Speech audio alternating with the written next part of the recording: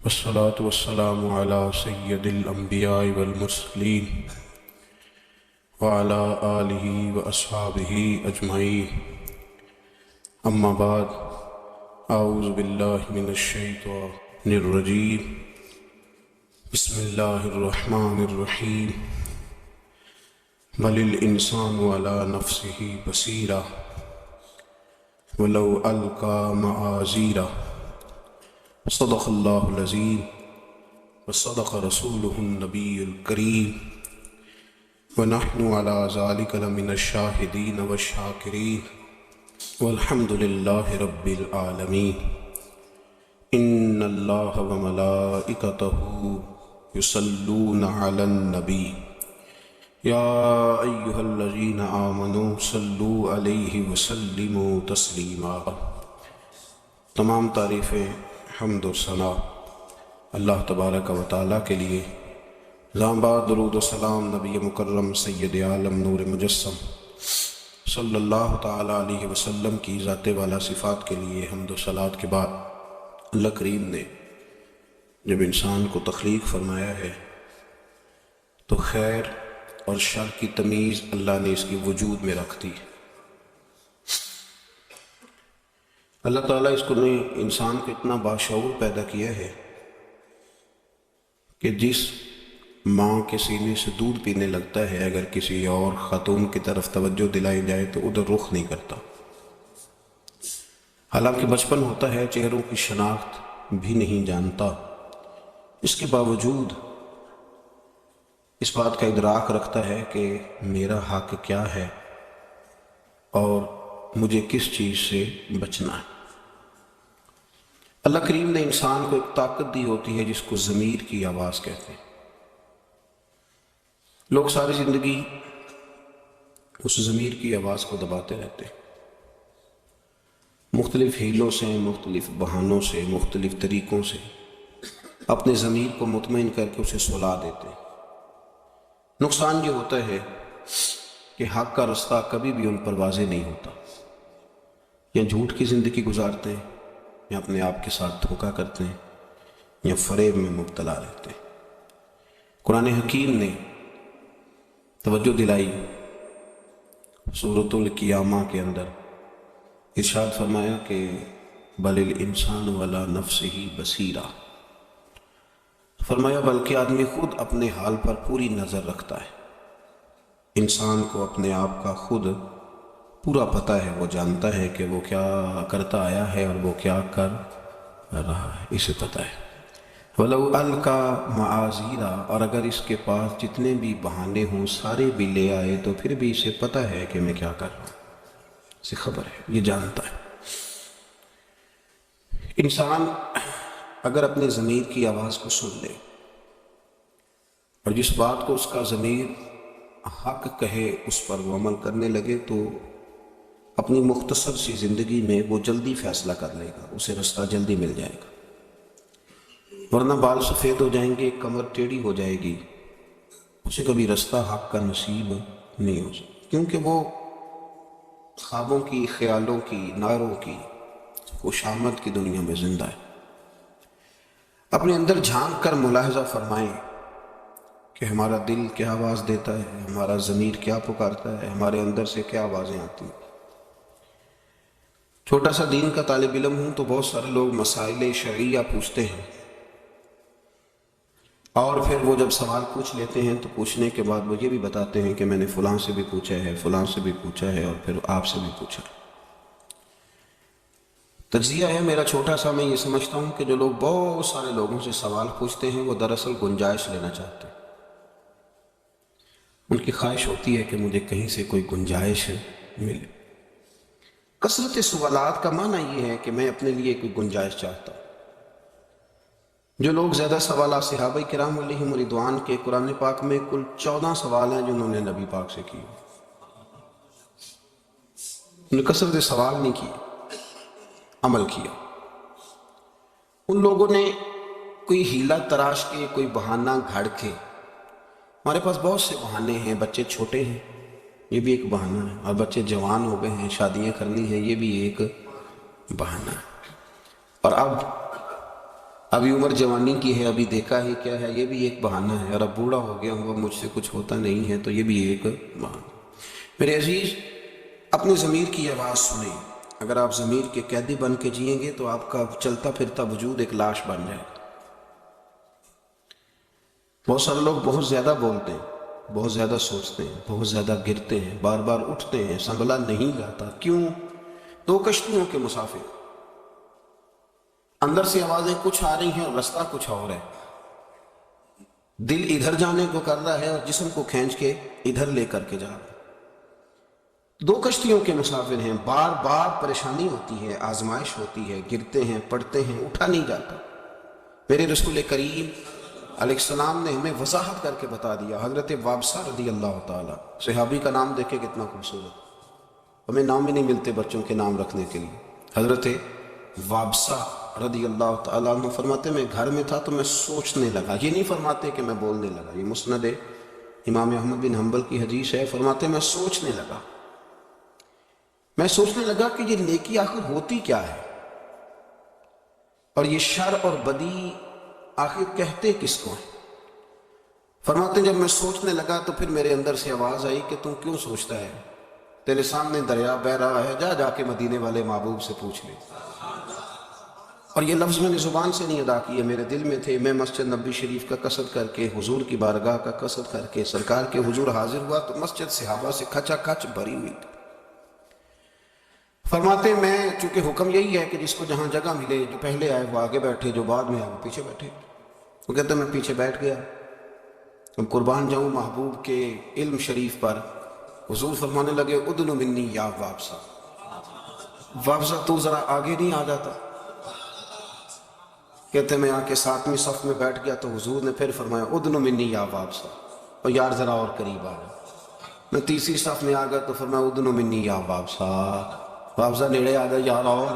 کہتے میں اتنا قریب آیا کہ محبوب کے مقدس گھٹنوں سے میرے گھٹنے مس ہونے لگے، اتنا قرب قریب نصیب ہوا کہ میں اپنے مقدر پہ ناز کرنے لگا۔ دائیں بائیں والے لوگ مجھے رشک سے دیکھنے لگے کہ دیکھو کہاں وابسہ بیٹھ گئے، کہاں اسے جگہ نصیب ہو گئی۔ فرماتے ہیں کہ میرے رسول کریم علیہ السلام نے نہ بغیر میرے کچھ کہے ہی فرمایا بتاؤ کیا پوچھنے آئے تھے؟ کہتے میں ابھی پوچھنے لگا تو فرمایا چل تو ٹھہر جا، میں بتاتا ہوں تو کیا پوچھنے آیا تھا۔ بتاؤں عرض کی حضور آپ بتا دیں تو کمال ہو جائے۔ تو حضور نے فرمایا تو سوچ کے آیا تھا، سوچ کے آیا تھا کہ میں پوچھوں گا نیکی کیا ہوتی ہے اور شر کیا ہوتا ہے، سوچ کے آیا۔ جناب وابسہ کہتے ہیں میں رو پڑا، میں نے کہا حضور بالکل اسی طرح ہی ہے۔ تو حضور علیہ السلام نے میرے دل پر ہاتھ مارا اور کریم رسول فرمانے لگے سوال میں نے بتا دیے، اور اب اس طرح کر کے جواب مجھ سے نہ پوچھ، اپنے دل سے پوچھ لے، میں نے تیرے دل کو گویا دین کا عالم بنا دیا ہے، پوچھ اپنے دل سے۔ اور پھر نبی پاک علیہ السلام نے مجھ سے پوچھا بتا اندر سے آواز کیا آئی ہے، کیا آواز آئی؟ میں نے عرض کی یا رسول اللہ میرے اندر سے آواز آتی ہے کہ جس پہ دل جم جائے، سکون ہو جائے، وہ نیکی ہوتی ہے، اور جو سینے میں کھٹکتی رہے، شک رہے، وہ بدی ہے۔ جو کر کے سکون ہو کہ نہیں میں نے کوئی اچھا کام کیا، یہ نیکی ہے، اور جو کر کے بے سکونی ہو کہ کسی کو پتہ نہ چل جائے، وہ بدی ہے، وہ نقصان ہے، وہ شر ہے۔ یہ خاصیت اللہ نے ہر بندے میں پیدا کر دی۔ جو کام کر کے آپ کو سکون ملتا ہے، کلیجہ ٹھنڈا ہوتا ہے، آنکھوں کو راحت ہوتی ہے، دل کو سکون ہو، یار میں نے الحمدللہ کو نیکی کا کام کیا، وہ نیکی ہے۔ اس کے لیے تفصیلات میں جانے کی اور 15 مفتیوں سے فتویٰ لینے کی کیا بات ہے؟ ہم رعایت چاہتے ہیں، رعایت۔ انشورنس کرا لی ہے، بینک سے کاروبار شروع کر لیا ہے، سود کا کام شروع ہو گیا ہے، اب اس مولوی سے بھی پوچھا، اس مولوی سے بھی پوچھا، اب اس سے بھی پوچھا، اب اس سے بھی پوچھا، اب آگے کہنے لگے پیر صاحب 3 مولوی تو کہہ رہے تھے جائز ہے، تو 5 کہہ رہے تھے ناجائز ہے، تو یہ مولوی الجھتے کیوں ہیں؟ تو میں نے کہا تو مولوی کو چھوڑنا تو اپنے دل سے پوچھ، وہ کیا کہتا ہے۔ اگر وہ تجھے کہتا ہے کہ ٹھیک ہے، مجھے ایک دوست نے کہا کہ آدھے کہہ رہے تھے جائز ہے، میں نے کہا علماء کا اختلاف ہو جاتا ہے، اختلاف رحمت ہے، کوئی مسئلہ نہیں، پر میرے نبی پاک علیہ السلام کی ایک حدیث ہے بخاری میں، حضور نے فرمایا ایک حلال ہے وہ بھی واضح ہے، ایک حرام ہے وہ بھی واضح ہے، ایک میں شک ہے کہ پتہ نہیں جائز ہے کہ پتہ نہیں ناجائز ہے۔ میرے رسول فرمانے لگے تم نے شک والی چیز سے بھی بچ کے رہنا ہے۔ تو جب کہ اختلاف ہوتا ہے تو شک تو آ جاتا ہے نا، تو شک سے بھی بچیں، اپنے دل کو مطمئن کریں لیکن ہم بہت ساری جگہوں پہ جاتے ہیں گنجائش لینے، 3 طلاقیں دے دیں، پھر فتویٰ بھی لے لیا کہیں سے، کوئی کہانی سنا کے فتویٰ بھی لے لیا کہ رکھ سکتا ہے، دے بھی لی 3 طلاقیں۔ لیکن میں نے ایسے لوگوں کو پاگلوں کی طرح باتیں کرتے دیکھا، کیونکہ اندر جرم ہوتا ہے، گناہ ہوتا ہے، اپنے آپ کو مطمئن نہیں کر پاتے، پھر ادھر جاتے ہیں ادھر جاتے ہیں، اس سے سوال پوچھتے ہیں، کوئی تسلی لینے کی کوشش کرتے ہیں۔ نہ میرے بھائی، ایسے تھوڑی کام چلے گا، تیرا دل مفتی ہے، تیرے اندر اللہ نے ایک ضمیر بٹھایا ہے، اس سے پوچھ۔ قرآن پاک نے ایک لفظ استعمال کیا جس کا نام ہے شاکلہ، قل کل یعمل علی شاکلۃ، یہ شاکلہ خول کو کہتے ہیں، خول چڑھا لیتے ہیں لوگ۔ برادری کا بھی خول ہوتا ہے، ضمیر کہتا ہے مان جا، پر میری برادری کیا کہے گی۔ دولت کا بھی خول ہوتا ہے، ضمیر کہتا ہے جھک جا، پر میری دولت ہے، میں اتنا مالدار ہوں، میرا قبیلہ ہے، یہ خول ہے۔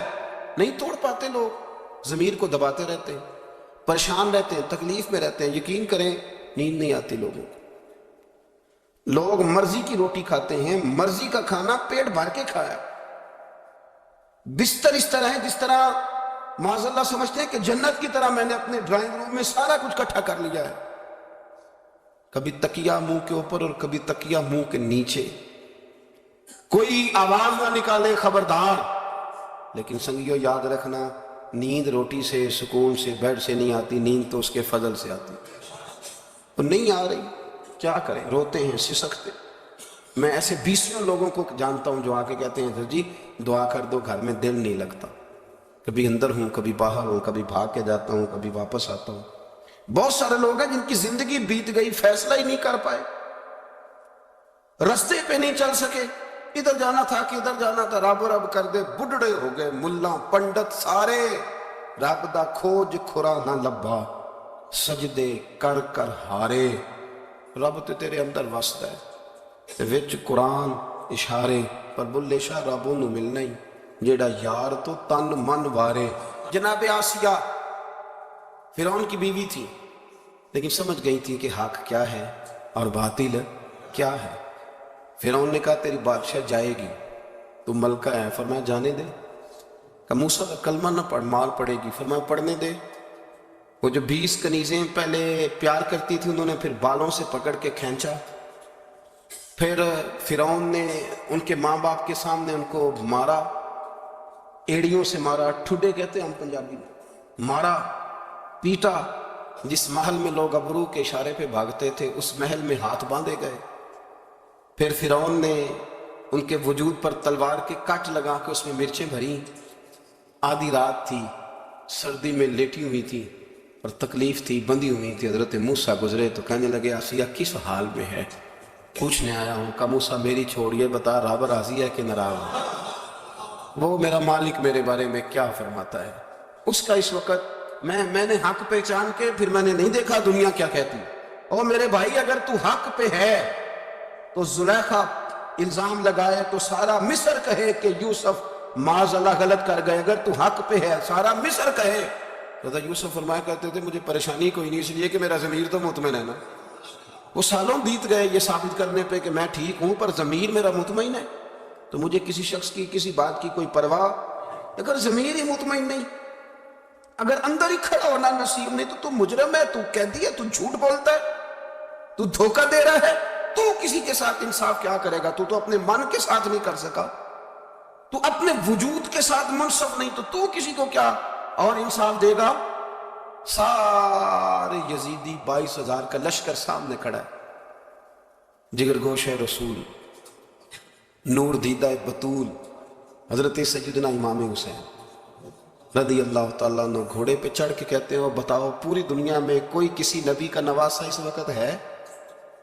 اور فرمایا میرے بعد تمہیں ساری دنیا ملے گی پر کسی نبی کا کوئی نواسہ نہیں ملے گا، اس لیے کہ حضور کے بعد نبی کوئی نہیں، تو جو نبی کوئی نہیں آئے گا تو نواسہ کیسے آئے گا؟ اور میں تنہا 22,000 کا لشکر، عمر بن سعد نہیں پہچان سکا آنکھ کو، خالد بن یزید نہیں پہچان سکا، عبید اللہ ابن زیاد نہیں پہچان سکا، یزید نہیں پہچان سکا، لیکن ایک شخص تھا جس نے سب سے پہلے امام حسین کو کربلا میں روکا، تو اس کا نام تھا حور بن یزید۔ حور بن یزید اس نے جب آخری تقریر سنی نا امام حسین کی، تو عمر بن سعد سے جا کے کہنے لگا حسین کو واقعی شہید کرنا ہے، واقعی شہید کرنا ہے حسین کو؟ پکا پروگرام ہے؟ تو عمر بن سعد کہنے لگا حکم یہی ہے. تو کہنے لگا تم نے تو کہا تھا بس روکنا ہے، تھوڑی دیر پانی بند کرنا ہے اور تھوڑی دیر کے بعد بتائیں گے کہ اب آگے کیا کرنا ہے، تو شہید کرو گے؟ انہوں نے کہا ہاں فیصلہ یہی ہے. حور بن یزید کہتا ہے میں ایک ایک کے پاس گیا اور میں نے کہا تمہیں پتہ ہے وہ جگر گوشہ رسول ہے، اور تمہارے ضمیر کدھر گئے تمہیں سمجھ نہیں آ رہی؟ لیکن ہوا تھی نا ایک طرف کی، وہ لوگ چل رہے تھے. تو کہتا ہے جب میں مایوس ہو گیا تو میں نے ایڑی لگائی گھوڑے کو اور میں نے کہا کہ تم سارے یزید کی مانو، عبید اللہ ابن زیاد کی مانو، تو میں تو اپنے ضمیر کی مانوں گا. میرا ضمیر آوازیں دے رہا ہے، میں کیسے تمہارے بیچ کھڑا رہا؟ کہتے ایڑی لگائی تو امام حسین کے پاس، حضور میں آ گیا ہوں. تو آپ نے فرمایا اور اس وقت تو میرے ساتھ کوئی بھی نہیں، تو یہاں تو آیا ہے تو یہ تو مار کھانی پڑے گی، 22,000 کا مقابلہ 70، تو بات سمجھ رہا ہے؟ تو حور بن یزید رو پڑے، کہنے لگے حضور ضمیر کا قیدی ہو کے مرنے سے بہتر ہے میں حسین کا غلام ہو کے مر جاؤں. یہ ضمیر کا قیدی ہو کے مجرم ہو کے مرنے سے بہتر ہے کہ میں حسین کا غلام، میں ضمیر کا قیدی ہو کے مر جاؤں. میری قبر بھی بے سکون رہے، تڑپتی رہے کہ یہ حق پہچان کے حق کی طرف نہ جا سکا، میرے اندر مد و جزر رہے، جوار بھاٹا رہے، اور میں ضمیر کا قیدی ہو کے نہیں مرنا چاہتا، حسین ابن علی کا غلام ہو کے مرنا چاہتا. نہ زیاد کا وہ ستم رہا، نہ یزید کی وہ جفا رہی، جو رہا تو نام حسین کا، جو رہا تو نام حسین کا، جسے زندہ رکھتی ہے کربلا. کہاں ہے ابن زیاد کی قبر؟ کہاں ہے ابن سعد کی قبر؟ کہاں ہے یزید کی قبر؟ امام حسین کے مزار پر انوار کے ساتھ کربلا میں حور بن یزید کا بھی مزار بنا ہوا ہے. یہاں لوگ لانتے برساتے ہیں اور حور بن یزید کے پاس جا کے لوگ سلامیاں دیتے ہیں. ان ساروں پر جو دنیا کے ضمیر کے قیدی بن کے آئے ان پر لانتے ہیں آج تک، اور وہاں دعائیں ہیں. اگر تو ضمیر کا قید ہمیں پتہ ہے، اور یار ہم جانتے ہیں آگ کیا ہے اور جھوٹ کیا ہے، ہمیں پتہ ہے سچ کیا ہے اور غلط کیا ہے، ہم جانتے ہیں. ہمیں اس کے لیے کوئی فتوے دینے کی ضرورت ہے؟ اس کے لیے کیا کوئی پی ایچ ڈی کرنے کی ضرورت ہے؟ ہمیں پتہ ہے صحیح کون کہہ رہا ہے اور غلط کون کہہ رہا ہے. پر ہم نے تو ادھر چلنا ہے جدھر ہوا چل رہی ہو، جدھر دنیا زیادہ ہو، جہاں رش زیادہ نظر آئے، جہاں بھیڑ چال زیادہ ہو، ہم نے ادھر چلنا. سچی کھری دیانت والی ضمیر کی آواز، بل الانسان والا نفس ہی بصیرہ، باہر کیوں بھاگتا ہے؟ میرا رب فرماتا ہے تھوڑا اندر جھانک، تھوڑی سی نا نظر دائیں بائیں دیکھنے کی بجائے تھوڑی نیچے کر. برے بندے نو لب بنٹوریا تے جاگتے ملیا نہ کوئی، اپنے اندر چاتی پائی تے میں تھوں برا نہ کوئی. اندر تو دیکھنا تھوڑا. او بھائی اپنے یہ اس سے نکلیں، آپ اس سے نکلیں. یہ چیز آپ کو سکون دے گی، آپ کو خاموشی دے گی. آپ یقین کریں آپ کے پاس جتنا ہوگا نا اس پر آپ مطمئن ہو جائیں گے. آپ ضمیر کی آواز سنیں، خبردار دائیں بائیں جانے کی کیا ضرورت، ضمیر کی آواز سنیں. حضرت جعفر طیار رضی اللہ تعالیٰ عنہ کی قیادت میں نا، حضرت عثمان غنی بھی تھے اس میں. تو جب بڑا ستایا قریش مکہ نے تو نبی پاک علیہ السلام نے کچھ صحابہ سے فرمایا کہ تم حبشہ کی طرف ہجرت کر دو. حبشہ کا بادشاہ نجاشی سنا ہے بڑا اصول پسند ہے، تم چلے جاؤ. صحابہ چلے گئے. بلکہ حضرت عثمان غنی نے تو جب دوسری دفعہ گئے تو عرض کرنے لگے یا رسول اللہ صلی اللہ علیہ وسلم میں نجاشی کی طرف ہجرت کر رہا ہوں. نبی پاک نے فرمایا نہیں بھائی، تم میرے حکم سے ہجرت کر رہے ہو تو تمہاری ہجرت نجاشی کی طرف نہیں، اللہ اور اللہ کے رسول کی طرف ہے. تم دین ایمان بچانے جا رہے ہو. یہ قافلہ نورانی قافلہ حبشہ چلا گیا. قریش مکہ کو سکون نہیں آیا. حسد کی آگ بہت بڑی مصیبت ہے، ہمارے اندر سینوں میں جلتی ہے کئی لوگوں کے بارے میں، ہم مانتے نہیں، ورنہ نا بہت بڑی بیماری ہے. حسد بہت بڑی بیماری. حاسد جو ہوتا ہے نا دراصل اللہ پہ اعتراض کرتا ہے، معاذ اللہ. وہ کہتا ہے اس کو کیوں دیا ہے، مجھے دینا چاہیے تھا. تو اعتراض سامنے والے پہ نہیں، اعتراض تو اس پہ ہے جو تقسیم کرنے والا.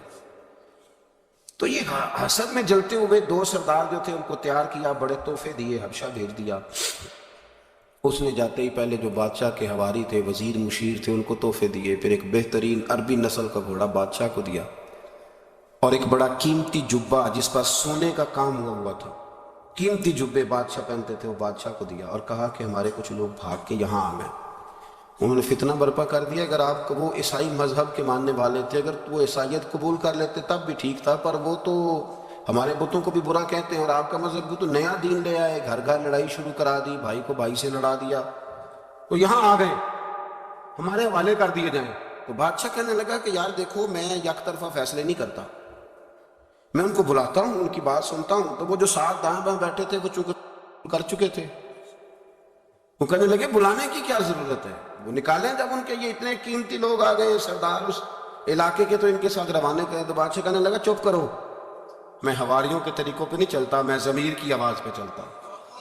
یہاں نا ہمارے جو دائیں بائیں بادشاہوں کے وزیر بیٹھے ہوتے ہیں نا، وہ سب صحیح کی رپورٹ دیتے ہیں، تو انہی کی باتوں پہ بادشاہ پھر کہتے ہیں نہیں سب ٹھیک ہے. بعد نکلتے ہیں تو ان کا خیال ہوتا ہے کہ سبزہ ہی سبزہ ہے ہر طرف، خزاں کہیں ہے ہی نہیں. وہ تو کبھی اس سے ملے نا جو انہیں صحیح بات بتائے تو سمجھ آئے. خیر بادشاہ نے پیغام دیا. حضرت جعفر طیار رضی اللہ تعالیٰ عنہ اور باقی تمام صحابہ جمع ہوئے، مشورہ کیا بات کیا کرنی ہے. کسی نے کہا یہ کہنا، کسی نے کہا یہ کہنا، کسی نے کہا یہ کہنا. حضرت جعفر طیار سے کہنے لگے چونکہ بات کرنے کا سلیقہ اللہ نے آپ کو اچھا دیا ہے اور آپ کی بات میں اثر ہے، لہذا بات آپ کریں گے. جناب جعفر طیار کہنے لگے اگر بات میں کروں گا نا تو نہ میں کسی کا مشورہ مانوں گا، نہ میں کسی کی رائے سنوں گا، میں وہی کہوں گا جو میں نے رسول پاک سے سیکھا ہوا ہے. میں نبی پاک علیہ السلام کی بتائی ہوئی باتیں بیان کروں گا. چلو بادشاہ کے دربار میں پہنچ گئے. وہاں طریقہ تھا جو جاتا تھا سجدہ کرتا تھا. یہ پہنچے تو اپنے مخصوص طریقے سے سلام کلام کیا اور بیٹھ گئے. فوراً وہ جو گئے ہوئے تھے سردار قریش مکہ کہنے لگے بادشاہ تکبر دیکھا ہے، اکڑ دیکھی ان کی، آپ کو سجدہ ہی نہیں کیا. بادشاہ کہنے لگا کہ تمہیں نہیں پتا یہاں جو آتا ہے سجدہ کرتا ہے. اس نے کہا بادشاہ کرتا ہوگا، پر ہم جس نبی کے ماننے والے انہوں نے ہمیں بتایا لا الہ الا لا الہ الا لا الہ الا اللہ کے سوا کوئی معبود ہے. سجدہ صرف اللہ کا. کسی کو کوئی تعظیم کے لیے کرے تو وہ بھی حرام ہے. سجدہ سوائے رب کے کسی کے لیے جائز ہے. جب صحابی نبی کو نہیں تو پیر مولوی کون ہوتا ہے؟ بالکل نہیں. صرف سجدہ صرف اللہ. تو اب انہوں نے کہا قریش مکہ کے وہ سردار، وہ کہنے لگے لو جی بات تو بن گئی نا، اسی پہ بادشاہ نکال دے گا، اسی پہ. اس نے کہا دیکھا جی سن لیا جی، یہ کہتے ہیں جی ہم کسی کی تعظیم نہیں کرتے، صرف اپنے رب کو سجدہ کرتے ہیں. تو بادشاہ ہنس پڑا، کہنے لگا اگر تو میں تمہارے اس اشتعال پہ آؤں تو گردنیں کاٹ دوں، اور اگر ضمیر کی سنوں نا ضمیر کی تو کہہ تو یہ ٹھیک ہی رہے ہیں. اگر سنوں ضمیر کی تو کہہ تو یہ ٹھیک رہے ہیں کہ سجدہ سوائے اللہ کے کسی کو جائز ہے. کہنے لگا میں بھی تو اسی طرح کا انسان ہوں جس طرح کہ یہ ہے، مجھے کس بات کا سجدہ. انہوں نے کہا یہ تو نوکھا بندہ مل گیا ہمیں، ہم تو کہہ رہے تھے کہ اشتعال دلائیں گے اور بندے لے جائیں گے. حضرت جعفر ابن طیار کہنے لگے بادشاہ یہ ہمیں لینے آئے ہیں تو ہم 2-3 سوال کر لیں. بادشاہ نے کہا بالکل کرو. اس نے کہا ہم تمہارے غلام ہیں، تمہارا ایڈوانس پکڑ کے بھاگ آئے ہیں. سردار کہنے لگے نہیں. تو فرمایا پھر تم کیا لینے آئے ہو؟ کہا ہم کو چوری کر کے آئے ہیں، کسی کا مال لے کے آ گئے. کہا نہیں. تو فرمایا پھر جو جس کا دل چاہے جس ملک میں مرضی رہے. بادشاہ کہنے لگا تمہارے پاس ان کے سوالوں کا جواب نہیں. اچھا جی یہ کہتے ہیں تم نے لڑائی پیدا کر دی ہے، تم نے لوگوں کو آپس کے اندر الگ الگ کر دیا، نیا دین لے کے آ گئے. تو جعفر طیار کرنے لگے بادشاہ ہم گلے کاٹا کرتے تھے، پھر اللہ نے ہمارے درمیان رسول پاک بھیجے، اب ہم گلے کاٹتے نہیں گلے ملا کرتے. بادشاہ ہم نہ جگہ جگہ جھکا کرتے تھے، اب ہمیں رسول پاک نے تعلیم دی ہے کہ ایک جگہ جھکنا رب تمہیں باقی جگہ جھکنے سے بے نیاز کر دے گا. اللہ تمہیں قوتیں دے دے. عقیدہ توحید نے ہمیں مضبوط کر دیا. ہم پڑوسیوں سے پیار کرتے ہیں، بھائی کا حق دیتے ہیں، ایک دوسرے سے محبت کرتے ہیں، ہم اخلاق عالیہ کی طرف سفر کرتے ہیں، ہم لوگوں کے حقوق ادا کرتے ہیں، پیار کی بولی بولتے ہیں. انہیں پوچھو کیا مسئلہ ہے. بادشاہ کہنے لگا بھی ایسا ہی ہے. کہا بالکل. بادشاہ کہنے لگا پھر اس طرح کرو تو اپنے تحفے اٹھاؤ اور تم نکلو. میں تحفے نہیں دیکھتا، میں ضمیر کی آواز سنتا ہوں. حضرت سعید بن زید کو حضرت عمر نے گورنر بنایا تھا، تو جناب عمر ملنے گیا تو تحفے بڑے لگے ہوئے تھے. تو حضرت عمر نے فرمایا یہ کیا کہ لوگوں نے تحفے دیے ہیں. فرمایا تحفے نہیں، تمہارے عہدے کا ہدیہ ہے، تم گورنر ہو تو تحفہ دیں گے، اپنے حق میں نرم کر. لیکن نہیں حضور مجھے تحفے ملے ہیں. تو جناب عمر نے بڑی بات کی. بہنوئی بھی تھے ان کے، حضرت سعید بن زید عشرہ مبشرہ بہنوئی بھی. فرمانے لگے اچھا اگر لوگ تمہیں تحفے دیتے ہیں تو جانا گھر جا کے اماں کے پاس بیٹھ، پھر دیکھتا ہوں کتنے تحفے آتے ہیں. یہ تو گورنر ہے تو تحفے آتے. میرے عزیز بات کو سمجھے. فرمایا اٹھاؤ تحفے. میں تحفے نہیں دیکھوں گا، میں ضمیر کی آواز سنوں گا. اب مسلمان خوشی خوشی چلے گئے. کافروں کو رات ابھی رہنا تھا، وہ رہے. سویرے ایک نئی چال چلی. کہنے لگے بادشاہ ایک بات رہ گئی ہے. اس نے کہا وہ کیا؟ کہنے لگے آپ لوگ حضرت عیسیٰ کو معاذ اللہ کا بیٹا مانتے ہیں نا؟ اس نے کہا ہاں معاذ اللہ استغفر اللہ، عیسائیوں کا طریقہ ہے. اس نے کہا کہ یہ نہیں مانتے حضرت عیسیٰ کو اس طرح. اب اس سے ایک نیا کوہرام کھڑا ہو گیا دربار میں، ایک نیا تیش، مذہب کا کارڈ استعمال ہو گیا. ایک نئی مصیبت کھڑی ہو گئی.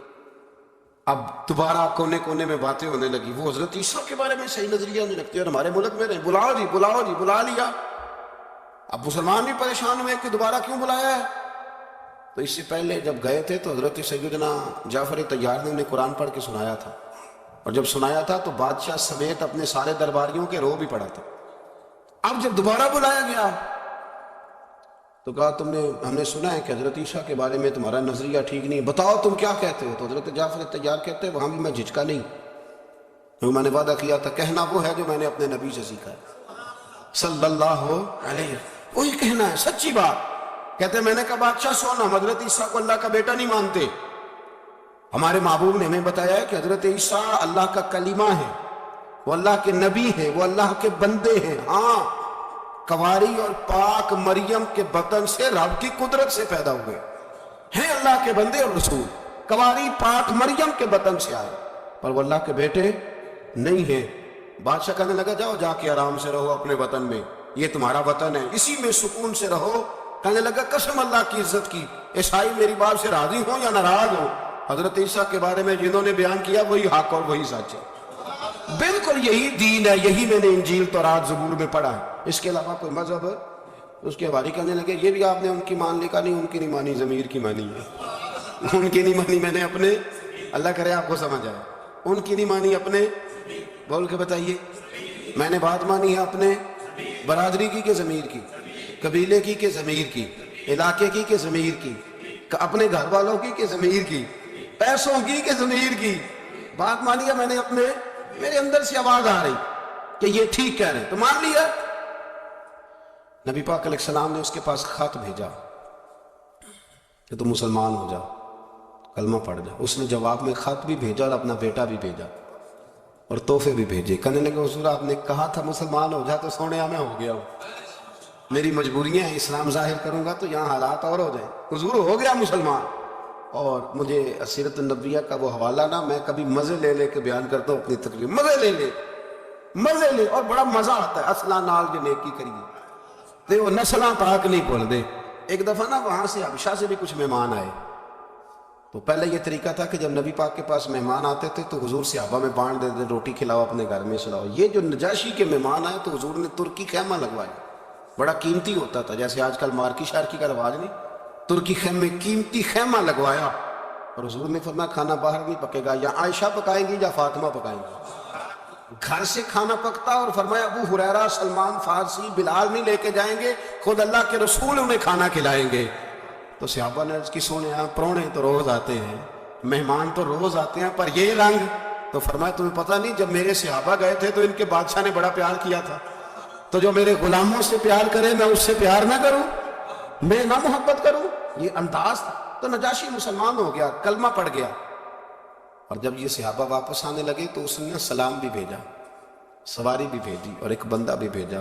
کہنے لگا محبوبہ یہ میں گواہ بھیج رہا ہوں, اپنے غلاموں سے پوچھ کے بتانا میں نے ان کے ساتھ سلوک کس طرح کا کیا.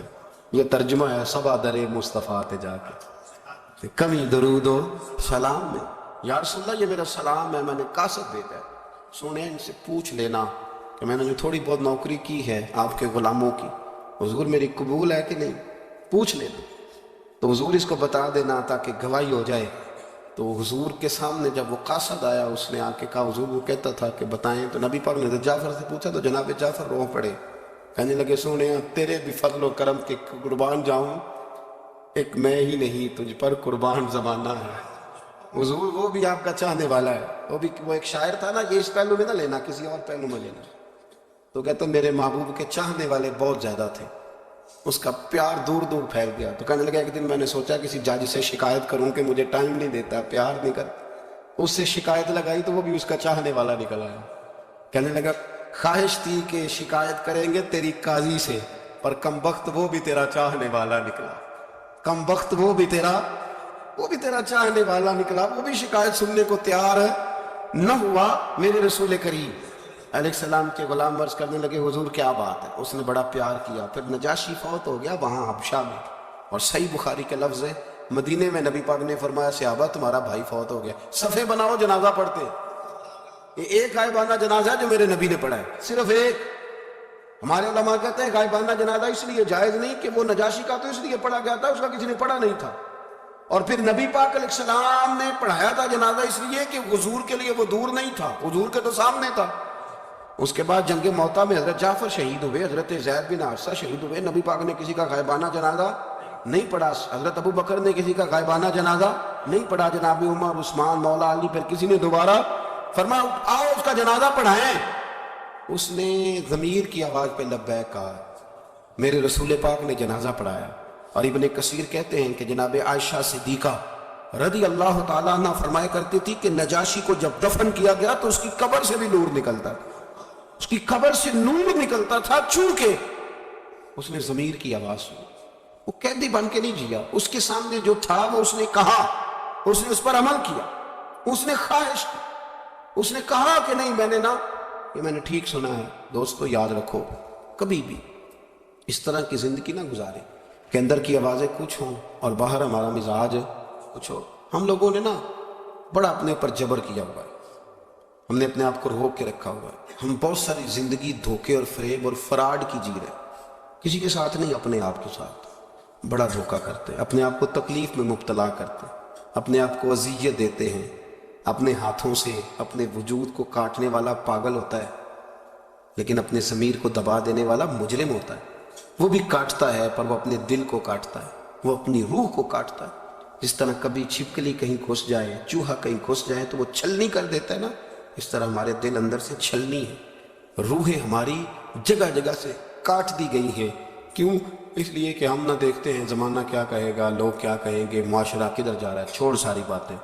اقبال کہنے لگے اپنے من میں ڈوب کر پا جا سراغ زندگی، تو اگر میرا نہیں بنتا نہ بن اپنا تو بن، تو اگر میرا نہیں بنتا اور چل اپنا تو بن، اپنا تو بن، اپنا تو بن، اپنے من میں ڈوب کر پا جا سراغ زندگی، تو اگر میرا نہیں بن